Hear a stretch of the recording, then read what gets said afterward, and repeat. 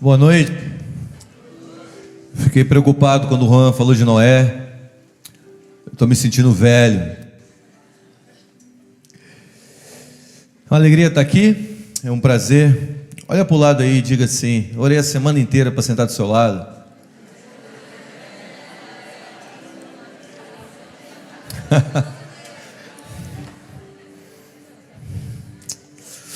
Próximo culto que eu vim aqui, seja estratégico, senta do lado de alguém que você está, que eu vou pedir para você dar a mão. Aí eu digo assim: se você tem alguma coisa, quer alguma coisa, dá duas apertadinhas. Eu trago um abraço da minha família. Eu sou casado há 13 anos com a mesma mulher. É importante dizer isso. Tenho 3 filhos maravilhosos.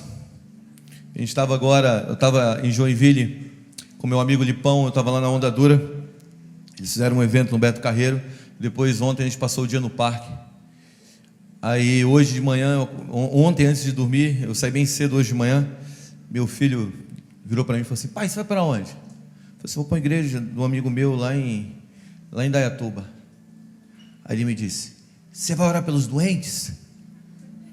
Aí eu disse: vou. Tá bom, ora pelos doentes. Então me lembra de orar pelos doentes, porque quando eu voltar para casa ele vai me perguntar se eu orei pelas pessoas doentes. Mas como todo mundo aqui é jovem, ninguém está doente. Na verdade, não vou começar assim não, daqui a pouco a gente ora pelos doentes. E eu trago um abraço da minha família, da minha esposa, Mara. E a gente namorou 7 anos, cara. Quantos querem essa unção aí? Ninguém quer, né? Ninguém quer. Seu caso antes era treta. Meu namoro foi treta, muita treta, vixe. Mas graças a Deus a gente tinha uma palavra e a gente andou, e a gente precisou desse tempo. Mas eu oro que vocês tenham a unção do meu irmão, 7 meses. Eu não ouvi nenhum glória a Deus. E eu trago um abraço da minha esposa, dos meus filhos. Deixa eu começar aqui. Ame sua família. Vamos lá. Ame sua família. Sabe, não seja como Ló, que quando os anjos entraram ali em Sodoma e Gomorra para tirar Ló deu as suas filhas para proteger os anjos. Não faça isso. Ame sua família, cara. Faça ministério da casa para a família, ou melhor, da casa para o púlpito, não do púlpito para casa. Se você esquecer tudo nessa noite, não esqueça disso. A sua principal missão é construir uma família maneiríssima. A sua principal missão é permanecer na tua aliança. A tua principal missão é fazer seus filhos se tornarem avivalistas e reformadores nessa geração. Essa é a sua missão. Se tem um alvo na minha vida, é fazer a minha família se tornar uma vitrine, não para o mundo, mas uma vitrine para os meus vizinhos, e dos meus vizinhos para a igreja ao qual Deus tem colocado para liderar. Ame sua família, comece de lá, amém? E crianças são muito engraçadas, né? As crianças, elas são demais. Esses dias minha filha virou para mim, a minha menorzinha, falou assim: pai, como Deus é Jesus, Jesus é Deus, e Deus é Espírito Santo, e Espírito Santo é Deus? Eu falei: não sei. Eu só sei que é. E é engraçado as perguntas, cada dia fica mais complicado. Cada dia eu tenho que ler mais a Bíblia para poder responder as perguntas dele, porque as perguntas deles muitas vezes são mais inteligentes de perguntas de pessoas que já estão na igreja há muito tempo. E eu tenho um negócio aqui que eu queria ler para vocês. Umas crianças escreveram para Deus. Eu acho que você já ouviu isso, mas eu quero ler de novo. Uma criança escreveu assim: querido Deus, você queria mesmo que a girafa fosse assim? Ou foi um acidente?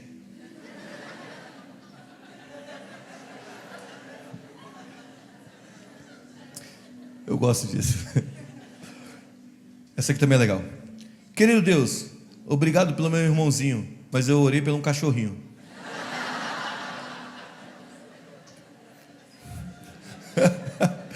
você se sentiu parte dessa história, né? Eu gosto desse aqui também, quer ver? Querido Deus, nós lemos que Thomas Edison fez a luz, mas na escola dominical nós aprendemos que foi você. Acho mesmo que ele roubou a sua ideia. Só mais um. Querido Deus, talvez Caim e Abel não se matassem tanto, um ou outro, se eles tivessem seu próprio quarto. Isso funciona bem entre eu e meu irmãozinho.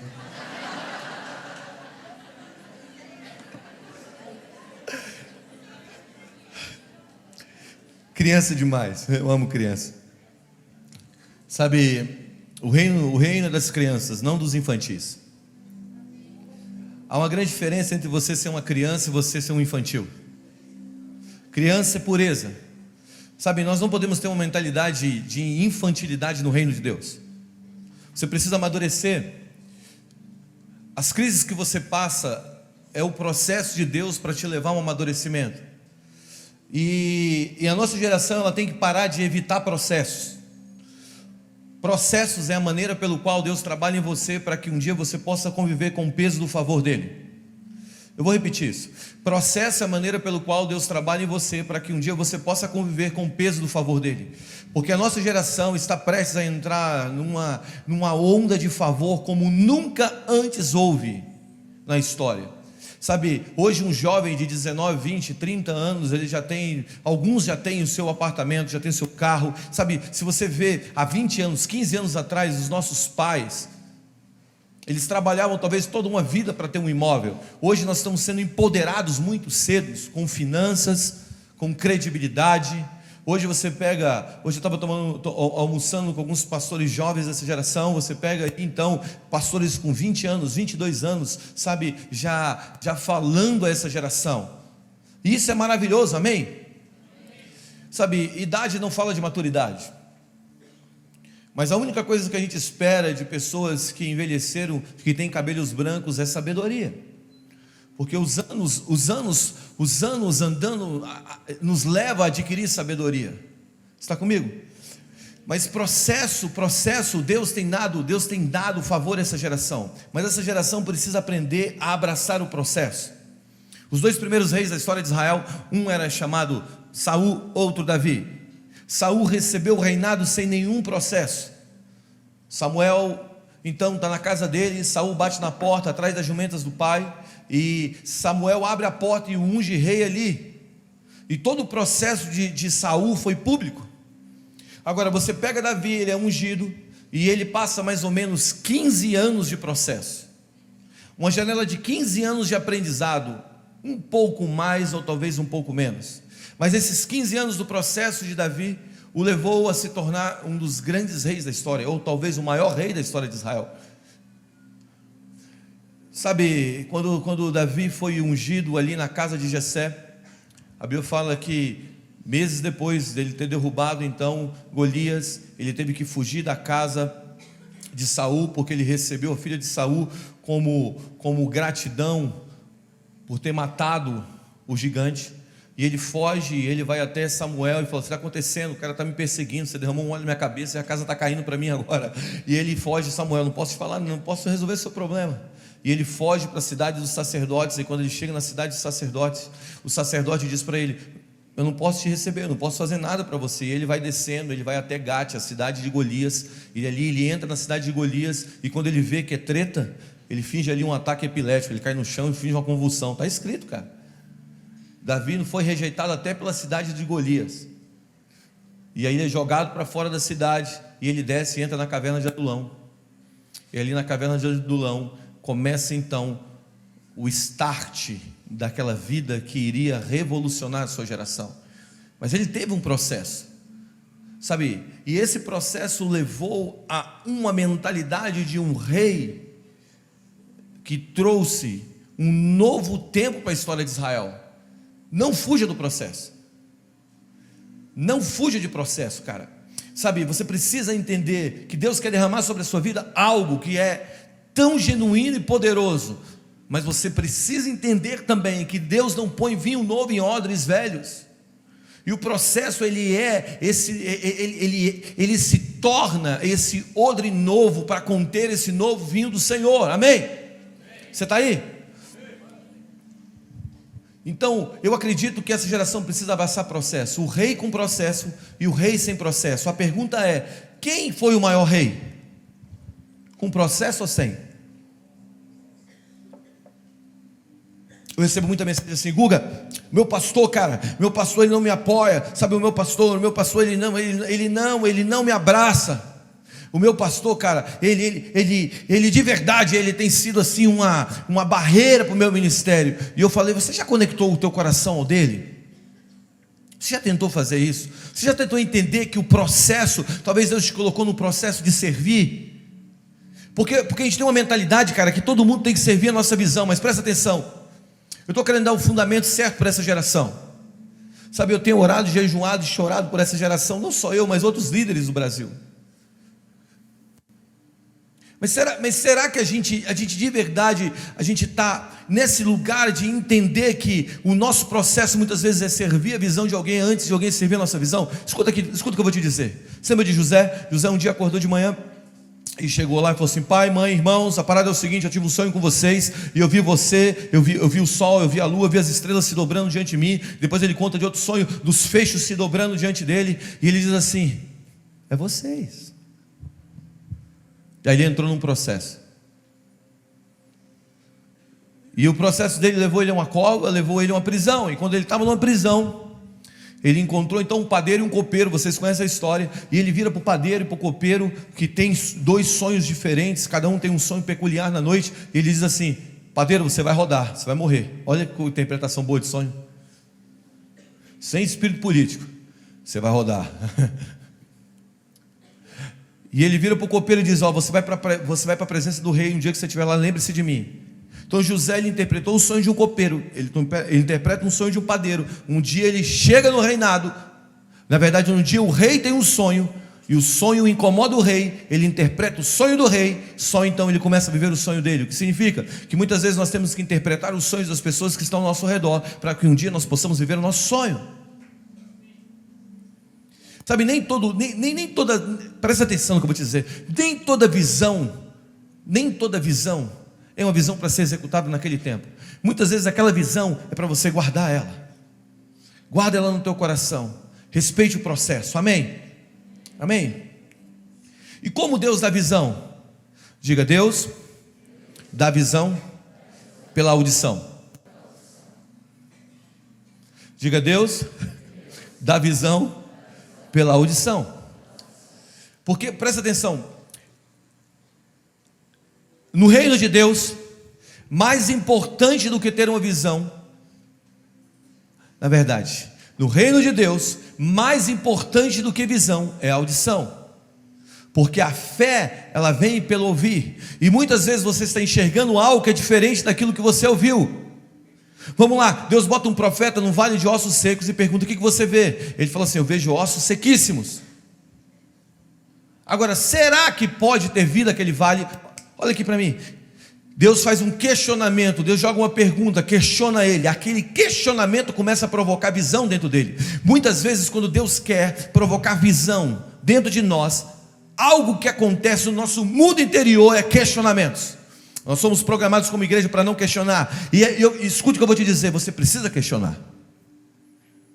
Questionamentos fazem parte de uma construção de uma visão. Cara, será que a gente pode mudar essa nação? Será que a gente pode mudar o cenário político dessa nação? Será que a gente pode mudar o cenário cultural dessa nação? Será que a gente pode escrever livros relevantes que vão literalmente mudar as fábulas infantis? Será que a gente pode escrever as próximas fábulas infantis? Porque desde sempre o menino maluquinho é aquilo que fundamenta as fábulas infantis das crianças. Será que a gente pode fazer isso? Sabe, esses tipos de questionamentos começam a vir sobre nós, e quando nós olhamos o cenário à nossa frente, é diferente do questionamento que nós estamos vivendo.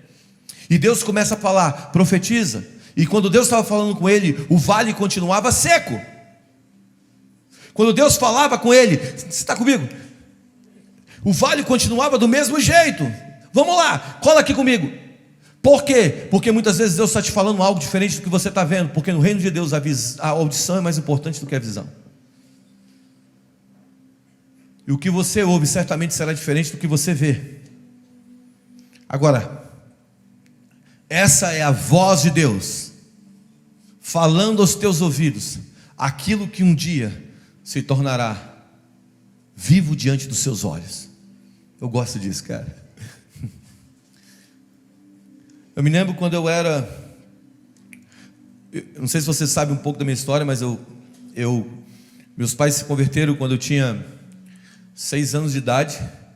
Meu pai era católico apostólico romano praticante.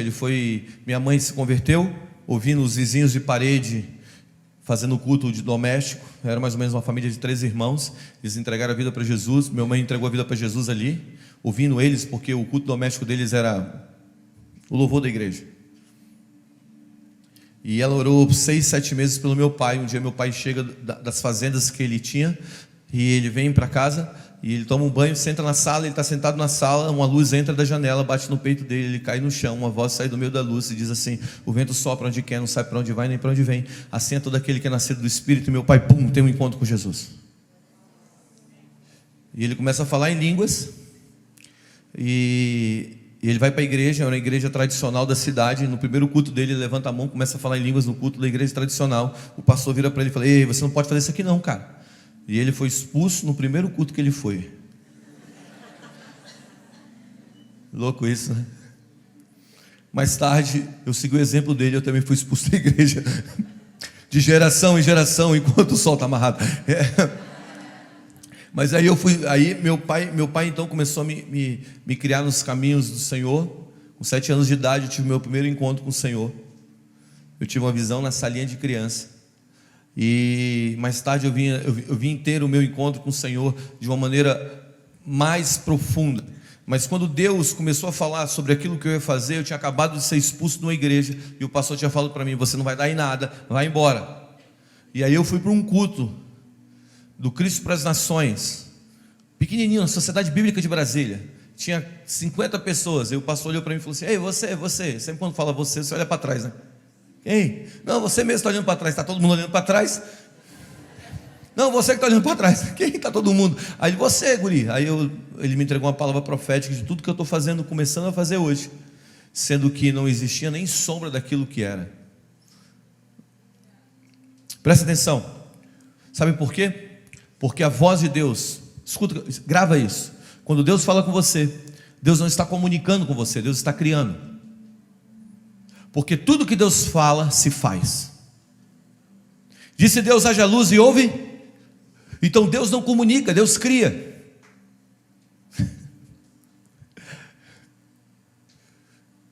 Deus não está comunicando com você, Deus está criando o seu futuro. Quando Deus fala com você, na verdade Ele não está falando com você, Ele está criando. Se Deus fala algo a respeito do seu futuro deixou de ser tempo e se tornou lugar, porque tudo que Deus fala se faz. Então quando Deus está dizendo: o seu futuro é esse, ainda que você não esteja vendo, na verdade Ele já está criando, porque Deus está fora do tempo Cronos, Ele está no tempo da eternidade. Ele é o alfa e o ômega, o princípio e o fim. Então na sua facela de tempo que você está vivendo, você não consegue enxergar aquilo que Ele já enxergou, porque Ele não está no tempo natural. Então desde a eternidade Ele diz, e quando Ele disse, se fez. Então quando Deus fala sobre o seu futuro agora não é tempo, é lugar. Todos nós temos um lugar no futuro preparado para nós. Ele disse, e o que Ele disse vai se concretizar, porque Ele não é homem para mentir, nem filho do homem para se arrepender das palavras que Ele disse. Ainda que você esteja errando nesse exato momento, no dia que Ele prometeu, Ele sabia que você ia errar. E eu não estou aqui justificando o seu erro, estou dizendo para você que é hora de você se levantar e parar de se condenar, porque o Senhor já disse, mesmo sabendo que você iria errar.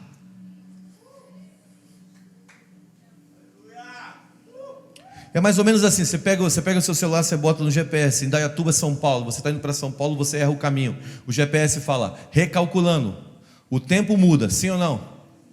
Mas o destino não. Se você errar o caminho, pode durar algumas semanas a mais, mas o seu destino é: eu que sei. Esse é o seu destino.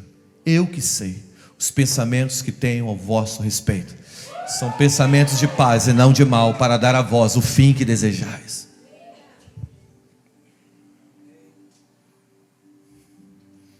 Então a voz de Deus, ela é poderosa para criar aquilo que não existe. Então preste atenção.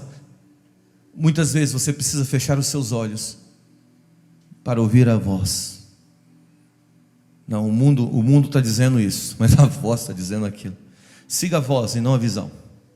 Siga a voz e não a visão. A visão vai vir depois. Siga a voz. Você se lembra quando Jesus vem passando, Bartimeu começa a gritar, aquele cego: Jesus, filho do rei Davi, tem misericórdia de mim. Jesus, filho do rei Davi, tem misericórdia de mim. Jesus fala: o que você quer que eu te faça? Ele fala: eu quero enxergar. E Jesus falou: vem até mim. O que ele fez? Sabia? Fala: tirando a capa. Ele andou até Jesus. Ele enxergou quando ele andava? Não, ele andou cego, porque a voz é que faz o caminho. Não é a visão que faz o caminho, é a voz que faz o caminho.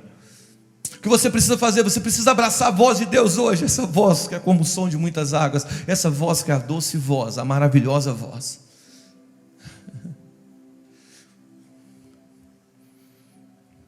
Porque quando Deus está falando, Ele está criando. Quando Deus está falando, Ele está criando. E muitas vezes, quando Ele está falando, Ele começa a fazer um povo cantar o que Ele está dizendo. Você se lembra? Há muitos anos, muito tempo atrás, não, quando começou o movimento das comunidades no Brasil, nós cantávamos muito: Vento do Espírito. Você lembra disso? Vento. Quem é mais antigo aqui conhece? Só eu estou me sentindo velho. Alguém levanta a mão aí, cara, que conhece essa música aí, velho. Me ajuda. Eu. Obrigado, Keila.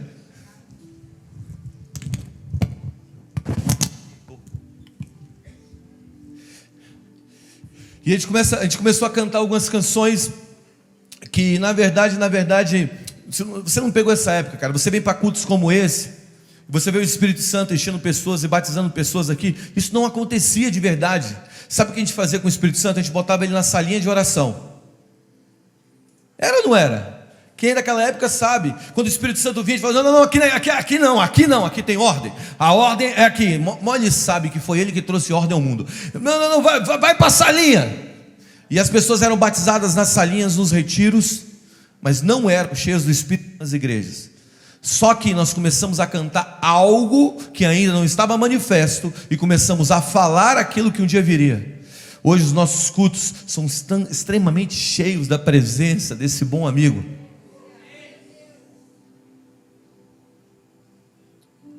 Tem um cara que comunica com a linha tradicional americana e ele escreveu um livro há um tempo atrás, agora, que esse livro estourou no mundo, nessa linha mais tradicional americana, chamado Deus Esquecido, o Espírito Santo, Francis Chan.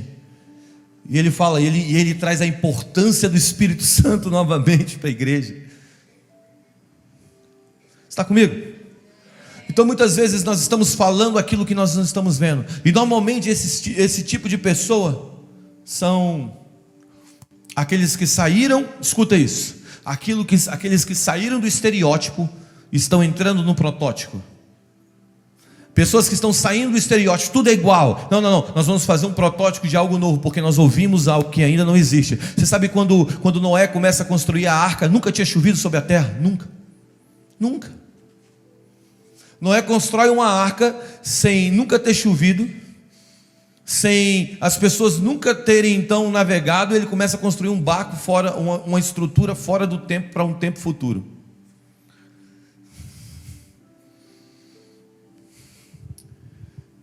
Talvez esse seja o seu chamado. Permanecer fiel a uma palavra que seja diferente da visão. Você está comigo?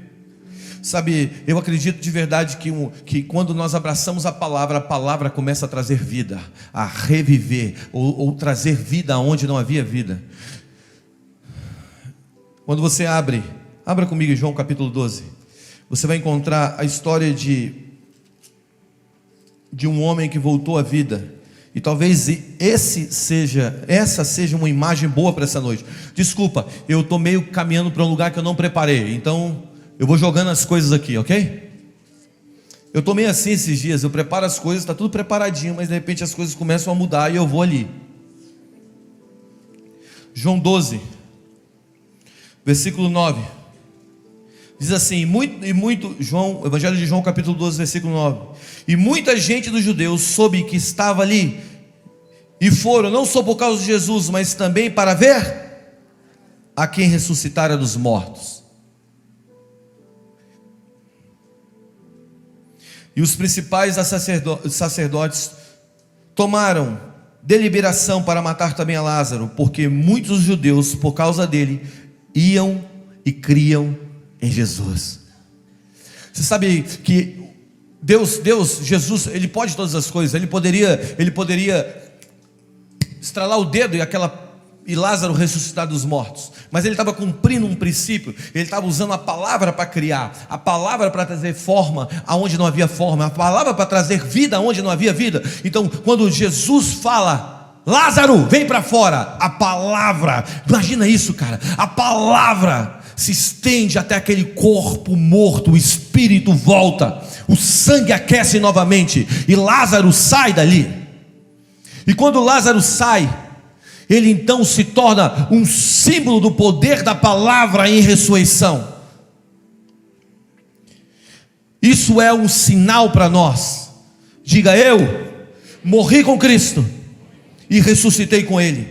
Sabe, nós estamos vivendo no poder da ressurreição.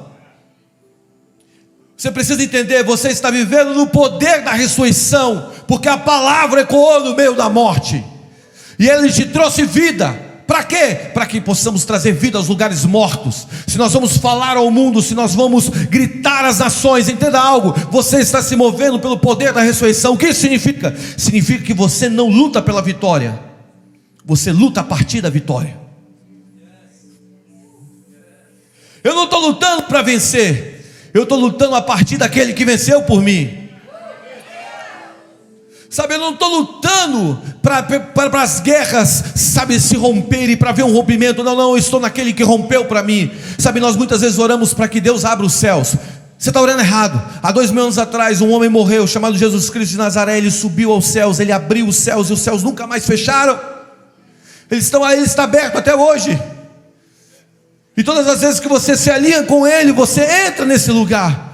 Porque Pedro diz: tu és o Cristo, o Filho do Deus vivo. Jesus diz a ele: bem disseste, Simão Barjonas, porque não foi carne nem sangue que te revelou, mas foi meu Pai que está no céu. Pedro, tu és pedra, e sobre essa pedra edificaria a minha igreja, e as portas do inferno não prevalecerão contra ela. Dar-te-ei a chave do reino. Quando a chave do reino veio para a mão de Pedro, quando ele diz: você é o Cristo, quando nós apontamos e falamos: você é o Cristo, a chave é o acesso, a chave é aquilo que deixa a porta aberta ou fechada. Cristo deixou a porta aberta 2000 anos atrás, ela continua aberta, é só nós acessarmos. Isso é o poder da ressurreição. Você não entra numa batalha pensando se você vai vencer, você entra na batalha como vitorioso.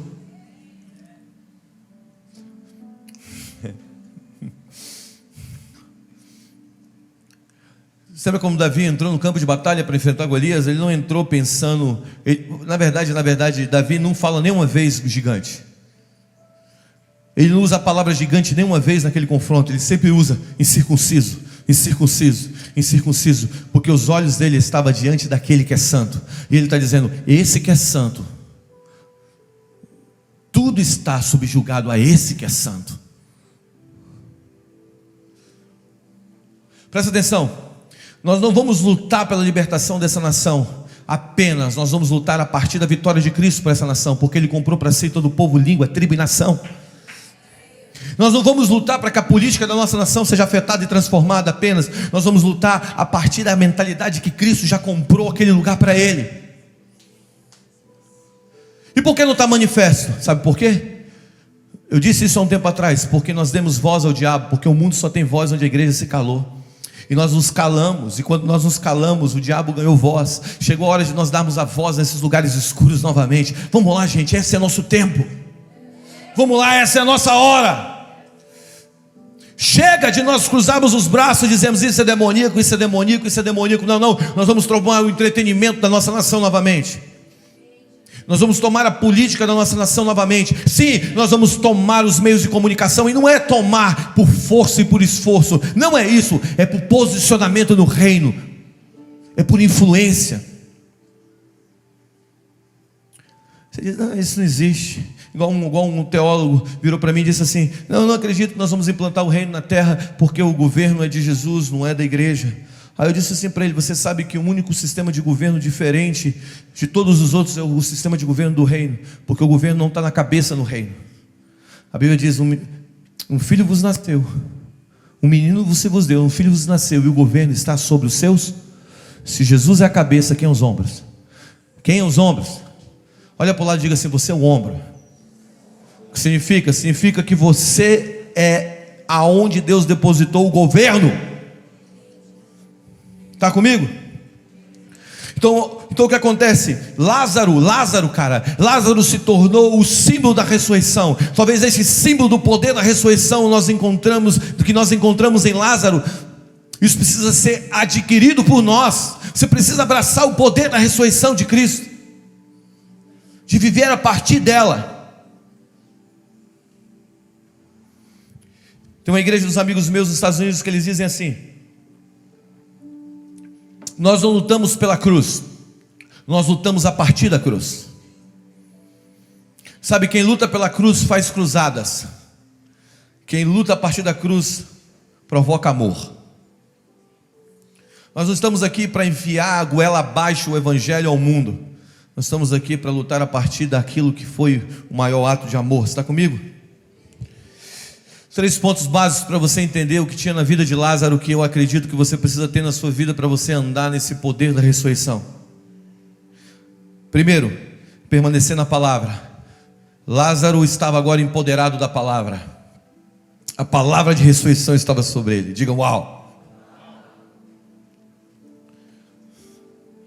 Sabe, permanecer na palavra é manter a palavra antes de viver a manifestação da palavra. Eu disse isso em algum lugar.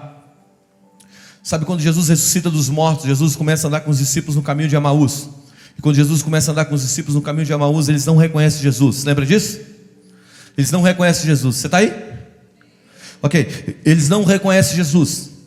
E Jesus fala bem assim: mas não está escrito em Moisés e os profetas que esse homem ele iria, e ele começa a citar Moisés e os profetas. Por quê? Porque quando Jesus começa a andar com eles, eles dizem assim: você é um forasteiro, você não conhece a história, o homem que era o libertador, ele morreu.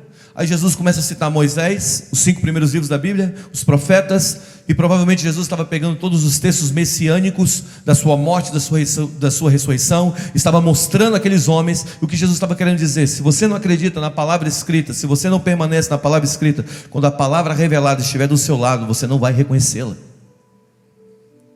Sabe por que eles não reconheceram Jesus? Porque eles não permaneceram na palavra. Quantas vezes nós não estamos permanecendo na palavra que Deus nos deu, por isso nós não estamos vivendo a manifestação da palavra.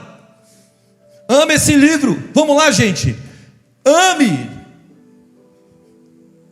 medite nele dia e noite, ouça as palavras que Deus te entregou, transfira, ache os textos bíblicos, fundamente o que Deus te entregou pelo ouvir, e agora permaneça naquilo. Não, você não é isso, não, eu sou o que Deus diz que eu sou. Um dia Deus virou para uma família estéril e disse assim àquela família: vocês vão ser pais de multidões. Mas eles não tinham aquilo que eles necessitavam, mas eles precisavam permanecer naquilo. No dia que Abraão pisou um pé fora e se deitou com Agar, se levantou-se então Ismael, que é a geração de quem? Dos árabes. Até hoje a treta está aí, porque um homem não quis permanecer na palavra. Vamos lá, permaneça na palavra. Permaneça na palavra, ainda que ela não se manifeste. Ainda que ela não esteja se manifestando diante de você. Amém? 2.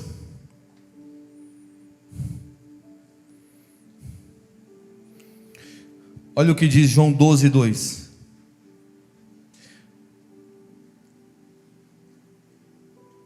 Dava-se ali, pois, uma ceia. Marta servia, sendo Lázaro um dos que estavam com ele à mesa. Diga: Lázaro estava à mesa. Lázaro estava à mesa com Jesus. Diga: permaneça na mesa. Sabe, o poder da ressurreição é te dar direito de você permanecer na mesa. O que significa isso? Diga: graça.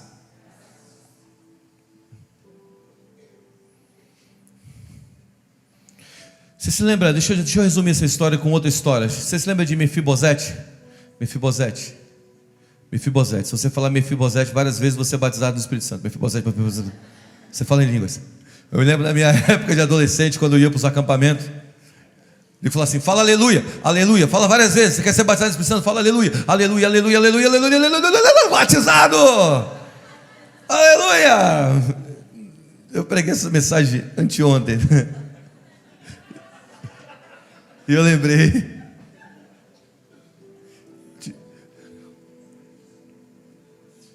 Aleluia, aleluia, aleluia, aleluia. E você era batizado.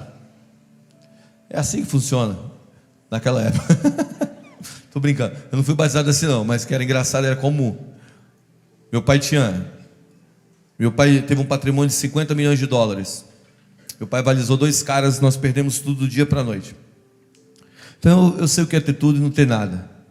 E nós nos tornamos muito felizes nos 2 tempos. Mas eu me lembro quando meu pai quebrou, ele começou a dirigir um culto de oração. Ele dirigiu esse culto por 11 anos, 10 a 11 anos, 6 horas da manhã. E muitas vezes ele não tinha grana para ir para lá. E depois Deus alargou um pouquinho, a gente comprou uma picapezinha assim, sabe?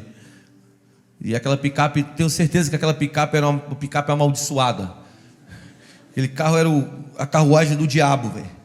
Porque eu estava em casa, meu pai ia sair 5h30 da manhã para ir para a reunião de oração, e eu vi o carro fazendo assim lá embaixo. Eu já começava com o carro, meu irmão falou assim: ferrou, velho, a gente vai ter que descer para empurrar essa desgraça de novo, essa carniça.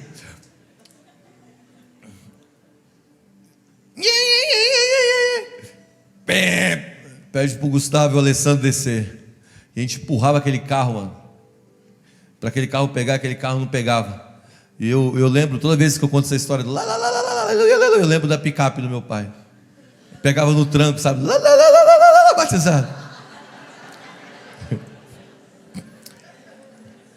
Voltando a Mefibosete. Mefibosete, então, ele está na casa dele lá. E Mefibosete era um filho da geração antiga. E ele, da geração de rei antigo, ele era neto de Saul. E ele está na casa dele. Normalmente, quando um rei se levantava, ele matava todos os reis, toda a geração do rei passado. Então você imagina, Mefibosete está na casa dele. Ele era filho de Jonas, neto de Saul. E ele está na casa dele, lá escondido. A cidade, a região, o nome da região que Mefibosete estava era região de verdade, sem comunicação. É a tradução da região. Sem comunicação. Literalmente ele estava num lugar isolado, aonde não pegava sinal, aonde o WhatsApp não funcionava, aonde não rolava, mano. E ele estava lá naquele lugar. E então Davi está no palácio e falou assim: será que eu posso agir de benevolência com a casa de Saul? Será que tem alguém? Aí alguém disse: tem um menino, né, de Saul, o nome dele é Mefibosete, traz ele aqui. E aí você imagina, Mefibosete está na casa dele, de repente ele abre a porta, quem está lá? Os soldados de Davi. O que ele pensou? Rodei, vou morrer, me acharam. Mefibosete, quando ele era pequeno, quando o pai e o vô dele morreram no mesmo dia, a menina que cuidava dele foi sair correndo com ele, deixou ele cair, e ele ficou com as 2 pernas ruins. Ele teve um problema nas pernas naquele dia. Então ele era deficiente. Então agora pegaram o Mefibosete, colocaram ele na carruagem, estão levando ele para o palácio do rei. Você imagina o que estava na cabeça dele? A cabeça dele estava dizendo bem assim: eu vou morrer. Quando ele chega diante do rei Davi, ele se joga no chão e ele começa a clamar a Davi. Davi fala bem assim: olha para mim, Mefibosete, eu te trouxe aqui para que você possa se assentar na minha mesa para sempre. Eu vou devolver todas as terras que eram do seu pai. E ele devolve várias terras. Olha o que é isso, presta atenção. Você sabe que um deficiente, ele nunca poderia sentar na mesa de um rei? Quantos aqui sabem que você tem lutado contra coisas que são coisas bem difíceis de se vencerem? Seja algum tipo de pecado, de perdão, alguma luta pessoal. Levanta a mão, quem tem passado por lutas assim? Ok. Talvez você se encaixe nesse perfil, sabe, de um homem que muitas vezes está andando e fica trôpego. E muitas vezes você não se sente digno de sentar na mesa do rei. Mas eu quero dizer para você, quando você se assenta na mesa, seus pés não aparecem. A única coisa que você tem que ver é olhar. A única coisa que você tem que entender é olhar para ele. A única coisa que você tem que fazer é olhar nos olhos dele, porque a Bíblia diz o seguinte: e nós, com o rosto descoberto, somos transformados à imagem daquele que contemplamos. Então preste atenção no que eu vou te dizer. Você não se torna santo para contemplar, você se torna santo quando você contempla. Então quando você está sentado à mesa, você está olhando para ele, você está sendo transformado à imagem dele. Isso é graça, sabe? Isso é o poder da ressurreição. No poder da ressurreição você precisa, você tem acesso à mesa do rei, você pode sentar na mesa do rei, você pode comer com o rei, você pode brincar com o rei, você pode se divertir com o rei, você pode, vamos lá, você não está mais vivendo sob o jugo da condenação, você está vivendo a partir da vitória de Cristo. E essa vitória de Cristo é o que te garante a transformação. Quando você olha para ele, você bota os olhos nele, você não se torna igual. Eu me lembro quando eu olhei para Jesus em um retiro, quando minha mãe me obrigou para aquele lugar, eu fui para aquele lugar obrigado, eu estava na última cadeira, e Jesus se revelou a mim no domingo de manhã. A presença de Jesus me mudou naquele dia. Eu vim para frente, arrancando a minha roupa, que era um símbolo de rebeldia da época. Eu cheguei quase pelado na frente, e eu me lembro quando me ajoelhei na frente daquele lugar, sem camisa. Eu tive esse encontro tão maravilhoso. Quando eu voltei, sabe, eu não era digno nem de ser visitado pelo Senhor. Deus me deu uma visão naquela manhã. Deus me mostrou milhares e milhares de jovens ao redor do planeta, e esses jovens partiam do Brasil, eles se levantavam com fogo, eles iam para as nações, incendiavam as nações. E Deus me falava assim: um dia eu vou levantar essa geração nessa nação, você faz parte dela. E quando eu fui tomado por aquilo, eu voltei para a quadra que eu pertencia, ali onde eu morava, que tinha uma gangue naquela quadra. E quando eu voltei para lá, eu disse para meus amigos: cara, eu entreguei minha vida a Jesus. Os caras riram de mim e botaram assim prazo de validade para mim. Você vai durar um mês, você vai durar 2, você vai durar 3. Já fazem mais de 20 anos, cara. Estou aqui. Sabe por quê? Ninguém nunca botou uma regra para me viver, foi só a contemplação. O que você precisa nessa noite é ver a face dele, é levantar os seus olhos e ver a beleza desse Deus.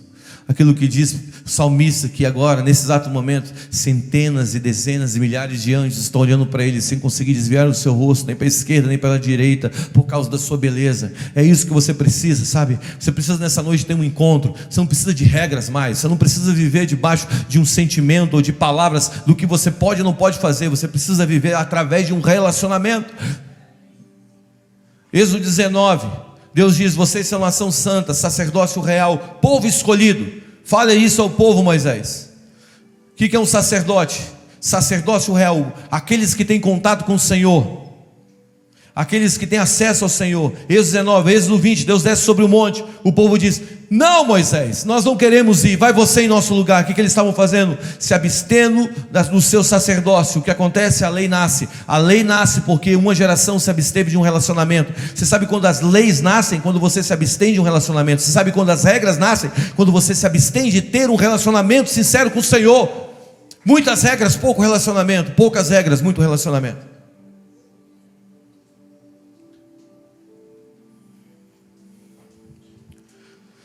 O poder da ressurreição é esse, de você entender a graça do Senhor, de se assentar à mesa. Você pode se assentar à mesa. Você vai comer com Ele. Você vai ceiar com Ele. Você lembra de Pedro? Pedro foi chamado para o ministério um dia que ele estava pescando, e Jesus falou para ele: não pescou nada, joga a rede à direita do barco. Ele jogou e pescou, fez a primeira pesca maravilhosa. Você lembra disso? Pedro morre, ou melhor, Jesus morre. Pedro, já matei Pedro, cara. Jesus morre, Pedro se desvia, porque Pedro se desviou. Porque Pedro era pescador e voltou a ser? Provavelmente ele voltou à vida antiga. Isso é o símbolo. E aí Pedro está pescando, e a Bíblia fala que estava pescando pelado. Eu não sei porque o cara estava pescando pelado, mas está escrito. Eu não sei porque eu falei isso também. Mas Pedro está lá pescando pelado. Aí Jesus aparece, depois que ele ressuscitou dos mortos, e perguntou: você pegou alguma coisa? Ele diz: não. Joga a rede à direita do barco. Quando ele joga, ele faz uma pesca parecida como do dia do chamado dele. Aí na hora que ele puxa,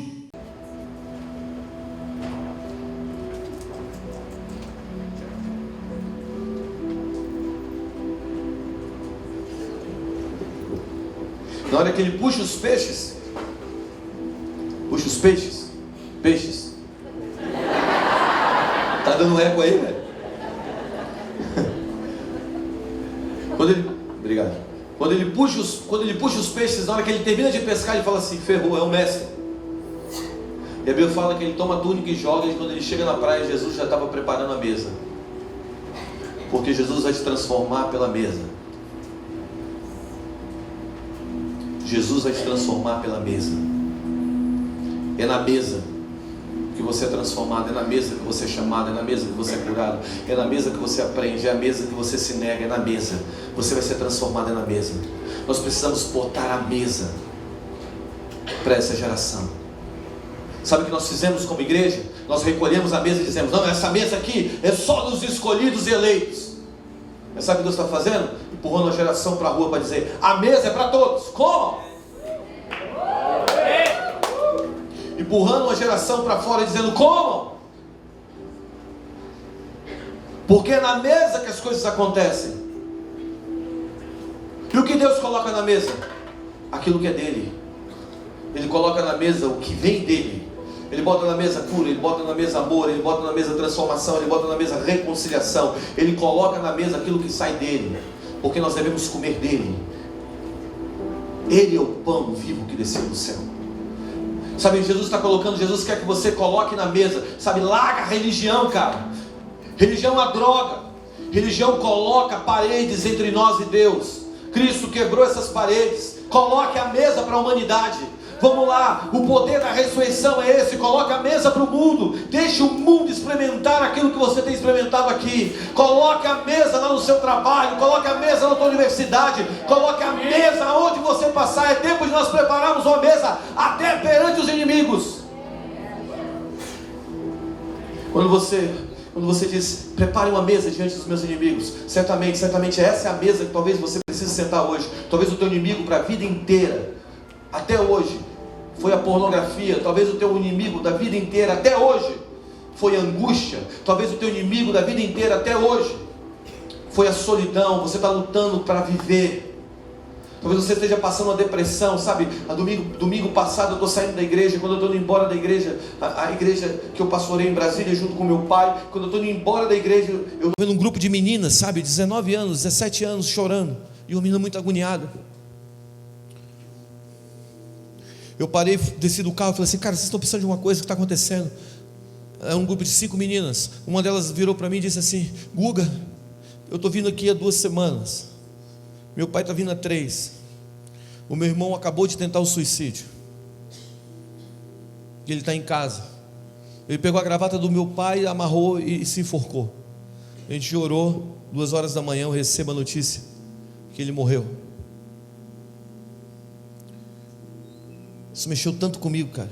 2 semanas antes ele foi na igreja, ele chegou na igreja, o pai dele levou ele na igreja, ele levantou a mão e entregou a vida a Jesus. 2 semanas depois, ele estava tirando a vida. Anteontem quando eu pregava na onda dura do Lipão, eu fiz um apelo na noite, veio dezenas de pessoas para frente, eu recebi uma mensagem. No meu story.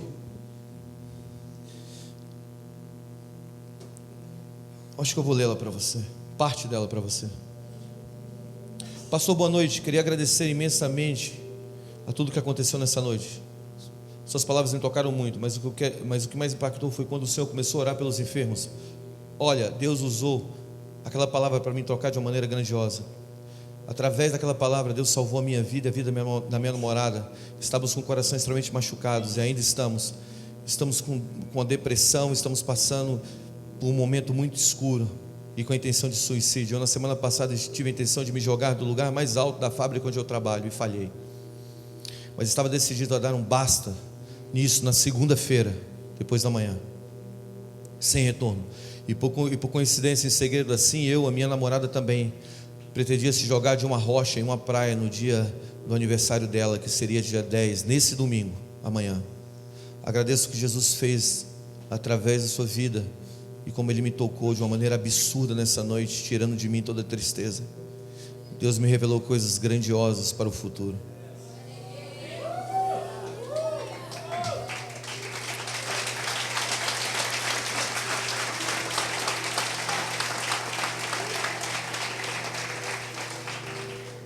E como sinal de tudo que Deus fez na minha vida e confiança nele, eu vou pedir minha namorada em noivado, e será no domingo, naquela pedra ao qual ela pretendeu se jogar.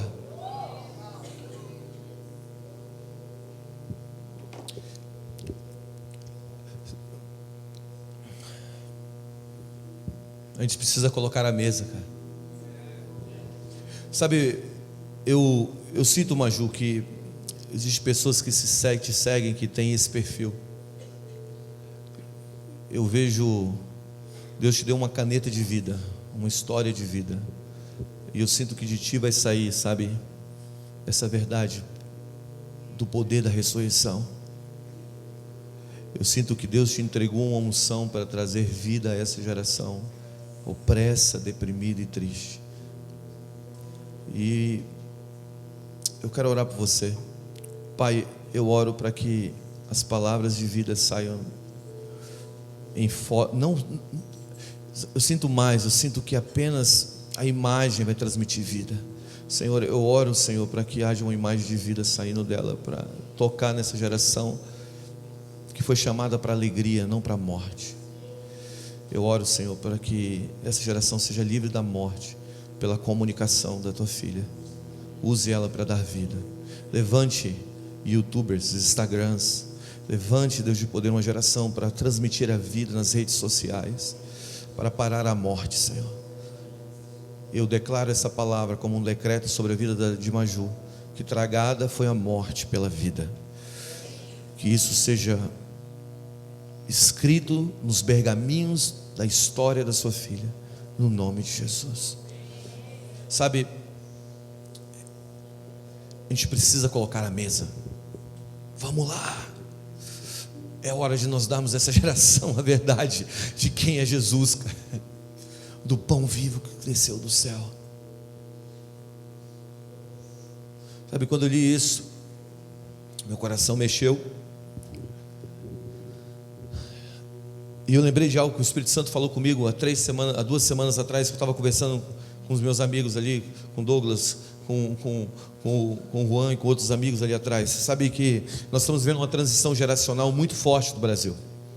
Nós estamos vivendo uma geração, alguns já pegaram falando sobre isso, de uma era de espada para uma era de sabedoria. Deus está tirando a geração de uma era de espada e levando uma era de sabedoria. Você sabe que o reino de Deus é um tripé, ok? Justiça, paz e alegria. Está comigo? A geração dos nossos pais foi uma geração de espada. Eles lutaram, eles conquistaram, e isso foi maravilhoso, amém? É uma geração que saiu de um período de ditadura, e eles são fortes. Eles pegaram a espada e desbravaram a nossa nação, e eles fizeram atos proféticos. Eles quebraram a banca, e nós somos gratos por tudo que eles estão fazendo ainda hoje, amém? É uma geração como a de Davi, que lutou pela espada. Mas a próxima geração é a geração de Davi, de Salomão, que irá conquistar pela sabedoria. Está comigo? A nossa geração, ela tem sobre ela a capa da sabedoria, o manto da sabedoria. Agora presta atenção. Se a geração dos nossos pais é a geração de justiça, a nossa geração é a geração de sabedoria. Se a geração dos nossos pais é a geração de espada, a nossa geração é a geração de sabedoria. Eu quero sugerir algo aqui. Só sugerir. O reino de Deus é justiça, paz e alegria. Espada na Bíblia representa justiça. Sabedoria na Bíblia representa paz. Davi disse a Salomão: o seu reinado será um reinado de paz. Então a próxima geração será a geração da alegria. Por que eles têm se matado? Porque provavelmente o diabo está tentando descaracterizar uma verdade que é uma verdade deles. Essa geração nasceu para viver na alegria do Senhor, e a alegria do Senhor é a força. Essa geração é a geração forte. Essa geração é a geração que vai conquistar os lugares que nunca foram tomados antes, porque eles são fortes. Só que, na verdade, nós somos tentados não simplesmente na nossa fraqueza. Na verdade, o diabo tenta descaracterizar aquilo que na verdade é o lugar da nossa maior fortaleza. Quem foi o homem mais manso que andou sobre a terra? Moisés, não é? Por que Moisés não entrou na terra? Porque ele se irou e feriu a rocha. Mas ele não era manso? Na verdade, ali há um descaracterizar da verdade quem ele é. E na verdade o diabo quer que a gente olhe para o lugar e ache essa geração depressiva, mas na verdade ele é uma geração de alegria. E quando ela encontrar a identidade dela, ela vai brilhar. E o nosso papel é fazer essa geração encontrar isso. Sabe, a segunda causa de morte, eu discipulo pessoas, que Deus tem me dado a graça de discipular pessoas bem influentes. E uma delas é que trabalha diretamente, é o braço direito.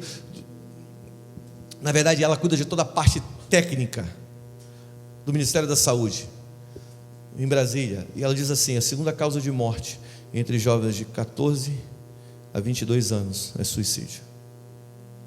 Talvez você esteja passando por isso nessa noite aqui, mas hoje a mesa está aqui. Jesus colocou a mesa. Se você tem passado agora, nesse exato momento, nós vamos orar por você agora. Se você tem passado pensamentos de suicídio, você tem passado, sabe, por problemas emocionais que tem te colocado em um lugar que não é um lugar bom, você tem se sentido só, isolado, e coisas têm acontecido no seu coração que tem te gerado essa solidão, levante sua mão, quero orar por você. Existe alguém? Levante sua mão, fica com a mão bem, vamos lá, tenha coragem. Eu quero que você que está do lado dessa pessoa, fique em pé. Você que está do lado dessa pessoa, impõe as mãos sobre ela. Vamos orar por você. Essa casa é uma casa de amor, não é uma casa de julgamento. Nós vamos orar por você agora, nós vamos quebrar a morte. Tragada foi a morte pela vida. Se você sente que você tem atravessado esse vale, sabe, um dia Davi passou nesse vale, ele clamou pela morte. Davi passou nesse mesmo lugar que você passou. Fique em pé, eu quero que você fique em pé. Você que está do lado dessa pessoa, impõe as mãos sobre ela. Todos que estão passando por uma solidão ou por um sentimento de morte, põe as mãos. Você que está do lado, você não consegue botar as mãos, estenda as mãos para essas pessoas. Eu quero que você comece a orar por vida agora.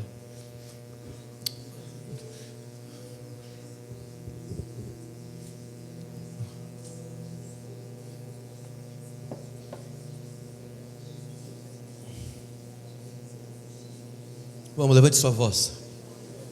Você que está orando por essa pessoa, começa a liberar palavras sobre ela, dizendo: escuta o que eu vou te dizer, você é um filho perfeito.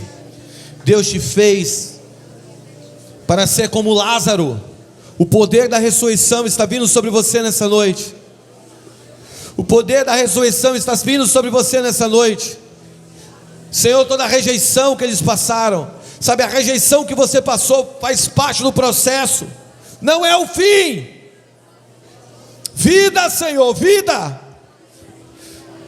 Eu dou uma ordem a esses espíritos malignos que tentam roubar a vida. Toda presença demoníaca nos quartos, toda presença demoníaca na mente, sai agora no nome de Jesus. No nome de Jesus. Mais, libera o teu amor, Senhor. Toda rejeição paterna vai embora no nome de Jesus. Você é amado pelo Pai, pelo perfeito Pai. Ora caraba choro coroba caraba chara caraba coroba caraba. Ouro coroba caraba chara caraba caraba choro coroba. Ora caraba chara caraba caraba choro coroba caraba chara. Mais Espírito de Deus. Mais Espírito de Deus. Tu que ressuscitou Jesus dos mortos, ressuscite os sonhos, ressuscite o amanhã. Mais Espírito Santo, mais Espírito Santo. Ora carabachara carabachara. Vida. Você foi chamado para viver. Você foi chamado para viver. A sua história irá dar esperança a outros. A sua vida irá ser um sinal. Assim como Lázaro, muitos vinham para ver Jesus e Lázaro, muitos vão vir ouvir você. Yes.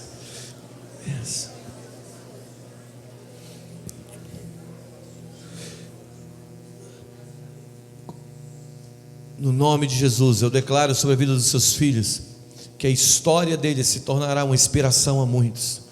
No nome de Jesus. Amém. Sabe, a última coisa que eu acredito que vai te ajudar a viver no poder da ressurreição é não viver pela intimidação. Sabe por quê?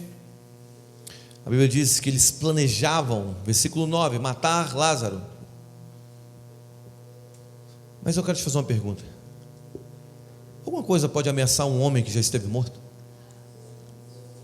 Alguma coisa pode ameaçar alguém que já morreu? Presta atenção, você já esteve lá com Jesus. Jesus esteve lá por você, e hoje você está com Ele nas regiões celestiais. Sabe, nada pode ameaçar um homem que já foi morto, nada pode ameaçar um homem que nasceu de novo. Quando eu me converti, eu mergulhei, sabe, no evangelho de cabeça. Eu amo os missionários, cara, porque esses caras vivem um evangelho que eu acredito, tudo ou nada. E meu livro de cabeceira por muito tempo foi um livro de Richard Humbert, que era Torturado por Amor a Cristo, que a capa do livro era um comunista segurando a cabeça de dois cristãos. E esse homem startou a igreja subterrânea no leste europeu. Eu amava ler os livros dele, cara. E eu orava todos os dias: Deus, me faz um mártir. Que maluquice, cara. E eu amava, então eu montei uma missão. A missão dele chamava Voz dos Mártires. Eu montei uma missão junto com a Voz dos Mártires para ir para o Vietnã, para entrar com Bíblias. Eram mais de 5.000 Bíblias pela fronteira do Vietnã. Então nós projetamos um tubo que ele era do tamanho dessa garrafa assim, ó, que a Bíblia vinha enrolada dentro do tubo, um pouco mais fino que essa garrafa, e a gente botou nos lombos dos burros para entrar. A gente levantou os recursos, e na hora de eu ir, eu não pude ir, e meu time foi. Eles entraram, e eles olhavam assim quando eles estavam saindo. Eu me lembro a gente se abraçando e dizendo assim: cara, eu estou tão excitado por esses dias. Nós vamos falar para um povo que nunca ouviu falar do amor de Jesus. Sabe, essas coisas malucas. Isso, na verdade, aqueles caras, eles são meus heróis. Eles foram porque eles não estavam com medo da morte, eles já tinham morrido.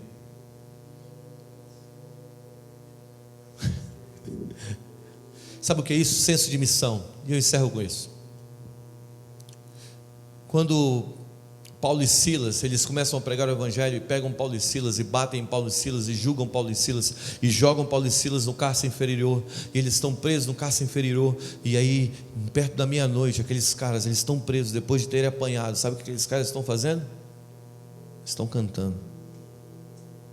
Eles estão lá dizendo: ah, Deus me esqueceu, cara. Sabe, Deus me abandonou nesse lugar.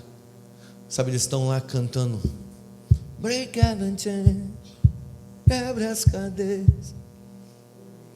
E perto da meia-noite, Deus manda um terremoto e abre as cadeias. Presta atenção, você está preso no cárcere inferior, você foi condenado, julgado. Deus manda um terremoto, abre as cadeias. O que você faz? Você foge.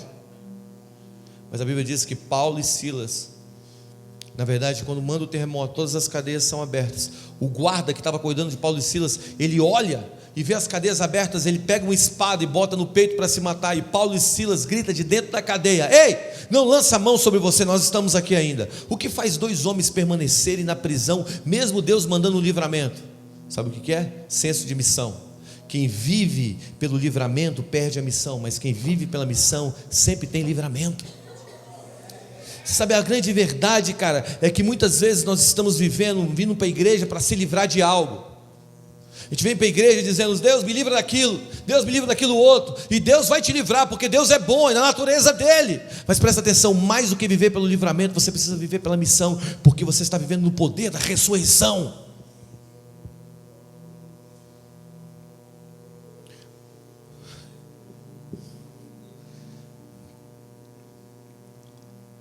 Aqui não, mas no mundo espiritual o sangue dele corre sobre nós e em nós. Por isso nós temos acesso. Presta atenção. Gênesis capítulo 1. A Bíblia diz assim: que Deus disse à terra, que a terra produza ervas, que a terra produza árvores, que a terra produza animais. Diga: Deus falou à terra. Então o elemento de origem dos animais e das plantas é a terra. Está comigo? Então Deus falou a terra, é como se fosse assim, do leite, você tem o leite e você faz o queijo. A matriz foi a terra. Deus disse às águas, que as águas produzam, que das águas nasçam os peixes. Então Deus falou às águas, lê o texto, ok? Então o elemento de origem dos peixes foi. Mas um dia, quando Deus foi fazer um homem, ele olhou para ele e disse: façamos.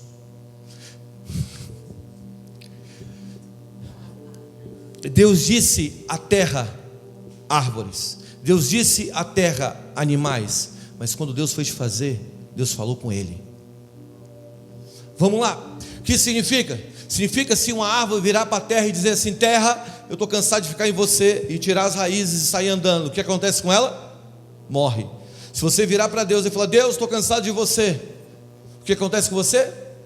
Você morre. O seu corpo não, porque veio do pó, mas você não é isso. Você é um ser espiritual. Então o teu espírito só tem, na verdade você só tem vida porque você está ligado com Deus. Está comigo? O que eu quero dizer nessa noite para me encerrar, que Deus, você só será plenamente vivo se você estiver conectado com esse Deus. Se você estiver alinhado com esse Deus. Talvez você entrou aqui nessa noite, sabe, e você precisa reconciliar com Ele hoje. Você precisa voltar para Ele. Talvez você precise abraçar Ele novamente e dizer: Deus, é o negócio seguinte, eu fiz as minhas escolhas, eu andei os meus caminhos, eu abracei a minha história, e muitas vezes a tua história não é ruim, mas agora eu preciso que o Senhor tome conta de cada pedaço, fragmento da minha vida, porque eu vim de Ti e eu voltarei para Ti. Você está comigo?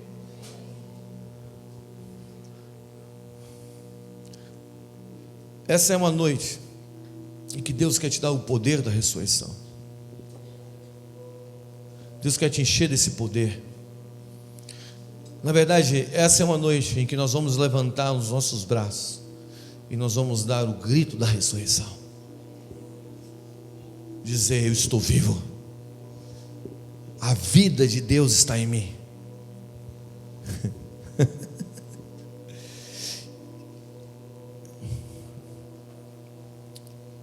A vida de Deus está em você.